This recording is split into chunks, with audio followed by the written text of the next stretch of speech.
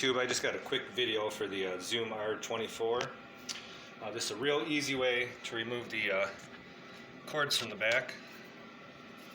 Pick one of these up at an automotive store. I got this from Harbor Freight. Came in a set for like $7 or something, plastic. So all you do is take that in, put it in there. Don't stick it in there and just pry it. Just get it in there so it rests. Kind of just wiggle it. Boom. Get it in there, just wiggle it. Boom. Like I said, don't try to force it because it'll